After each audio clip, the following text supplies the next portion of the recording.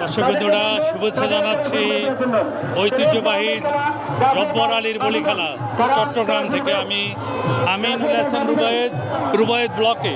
চলুন কি হচ্ছে আমি নিজেও দেখব, আপনাদেরকেও দেখাবো। চলুন দর্শক বন্ধুরা, এই মুহূর্তে খেলা শুরু হচ্ছে।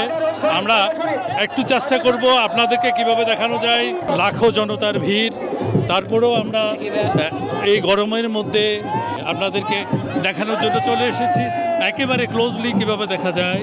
দর্শক বন্ধুরা, এই যে দেখছেন অনেক কষ্ট করে ঢুকছি, ভাইদেরকেও কষ্ট দিচ্ছি শুধু আপনাদেরকে সুন্দরভাবে খেলাগুলো দেখানোর জন্য। দর্শক বন্ধুরা, এই যে আমাদের বড় বড় বলিরা আছে, বলিরা খেলছে, মানে স্টেজ ওদের স্টেজ। দর্শক বন্ধুরা, এই যে দেখো এই মাত্র একটা বলে হয়ে গেল, চ্যাম্পিয়ন হলো। দর্শক বন্ধুরা, আরেকটি খেলা আরম্ভ হলো, দেখা যাক এই খেলাতে কি হয়। দেখা যাক এই যে খুব উৎসব মুখর পরিবেশে খেলা চলছে। দর্শক বন্ধুরা, যদি পিঠ মাটি বেজে যায় তখনই সে উইনার হয়,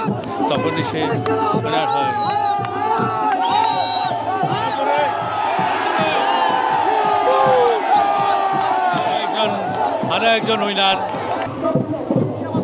গাছের একেবারে মগ ঢালে দুজন দেখছে। এই যে উৎসব জনতার যে ভিড়, চতুর্দিকে যে যেখান থেকে বাড়ছে সেখান থেকে দেখছে। দর্শক বন্ধুরা, এবার আমরা মেলার ভিতরে কী আছে সেটা একটু আপনাদেরকে দেখানোর চেষ্টা করি। 115তম জব্বরের বলি খেলাতে শুধু বলি খেলা হয় তা নয়, এখানে বিনোদনের জন্য ছোটদের এবং বৃদ্ধদের বিনোদনের জন্য এখানে রয়েছে। আমরা যদি একটু দেখাই আপনাদেরকে, এই যে ছোট বড় সবাই মিলে উৎসব মুখর পরিবেশে এই যে চরকিতে ঘুরছে এই মাঠের মধ্যে। এই চরকির পরে যে বিশাল মেলা, সে মেলাতে আপনাদেরকে নিয়ে যায়। দর্শক বন্ধুরা, মানুষ আর মানুষের ঢল, পুরুষ, আবাল, বৃদ্ধা, বনিতা, শিশু, কিশোর, এই যে মানসিক একজন রোগী সে আছে, তাদের ভিতরে যে প্রতিভা আছে আমরা পাগল বলে তাদেরকে সম্বোধন করি, অথচ এদের মতো যে প্রতিভা লোকে আছে আমরা সেটা দেখছি না। দর্শক বন্ধুরা, আমি যে মানসিক ভারসাম্য একজন মহিলার ভিডিও নিয়েছে, অনেকে আপনারা ভাবতে পারেন কেন ওনার ভিডিও নিলাম। আসলে যে ওর ভিতরে যে একটা সুপ্ত প্রতিভা রয়েছে, সেজন্য আমি আপনাদেরকে উৎসাহ দেওয়ার জন্য, যে ওনারাও চাইলে পারে, ওনাদের একটু যত্নের অভাব, ওনাদেরকে যত্ন করলে ওনারাও সমাজে সুন্দর মানুষ হিসেবে গড়ে ওঠে। এই যে মেলাতে বিভিন্ন ফসলের সাথে সাথে কাঁঠাল, আম। দর্শক বন্ধুরা, একেবারে পাকা আম, লিচু, এত বড় লিচু হয় এখানে আছে, কিন্তু বিভিন্ন ফলের অভাব দিয়ে মাটির সাহায্যে আমাদের যে মৃৎশিল্প আছে, মৃৎশিল্পরা এদেশ থেকে হারিয়ে যাচ্ছে। তারা এই সুন্দর কারুকাজগুলো করেছে। মাটির ব্যাগ নিলাম, নিলাম। এই পেঁপে কি মাটির ব্যাগ? পেঁপে কত দিয়ে নিলেন? 100 করে। কতদিন থেকে আসছেন এই মেলায়? কালকেও আসছি, আজকেও আসছি।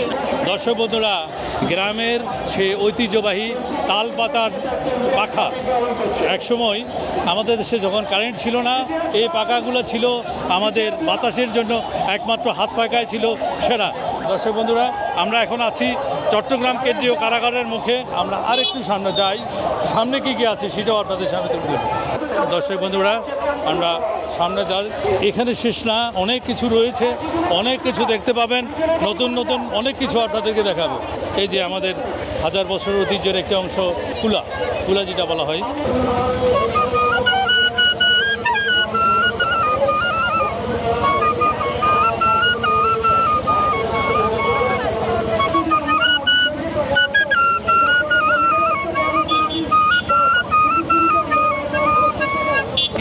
আমার নাম মোহাম্মদ আলী। মোহাম্মদ আলী, কত বছর থেকে বাঁশি বাজাচ্ছেন? বাঁশি বা অনেক বছর ধরে, প্রায় 20 বছর। কত করে বিক্রি করছেন? 150। ভালোবাসি। হ্যাঁ, দর্শক বন্ধুরা, একেবারে খাঁটি কৃষক, আমাদের দেশের গ্রাম বাংলার কৃষকরা যখন বর্ষাকাল হয় এই টুপি দিয়ে তারা হাল চাষ করে, আমাদের জন্য ধান উৎপাদন করে এবং গরু পশু পাখি পালন করে। দর্শক বন্ধুরা, গ্রাম বাংলার পুকুরে, হাটে, বিলে বর্ষা যখন আসে তখন এভাবে বসিয়ে পানির নিচে থেকে মাছ ধরা হয়। এটাকে ফলো বলা হয়, এটাকে বলা হয় চাই। আর এটা দিয়ে বর্ষাকালে মাছ ধরা হয়। এই যে মাছ ধরে কৃষি করে আনবেন, এই ডুলা করে জেলেরা বা যারা মাছ ধরে তারা নিয়ে আসে। ধন্যবাদ। এখানে আমাদের একজন মহিলা বিক্রেতা পুতুল নিয়ে বিক্রি করছে, কেমন বিক্রি হয় এবং কিভাবে বিক্রি হয়। আমরা যে লাল দিঘির পার বলি, এই সেই লাল দিঘি। এখানে কিন্তু লাল নেই, আমাদের তথাকথিত জলগুলা সবুজ। লাল দিঘির মসজিদ আছে।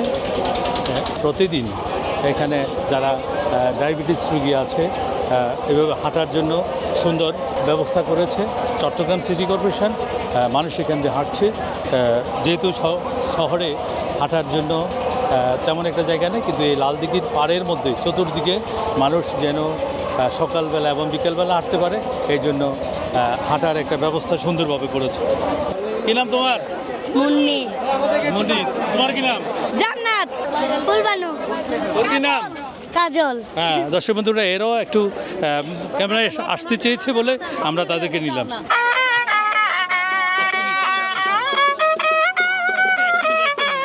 কি নাম এটার?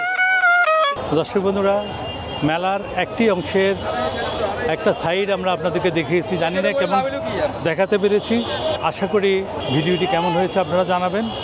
ভালো থাকবেন, সবার জন্য রইল শুভকামনা। আল্লাহ হাফেজ।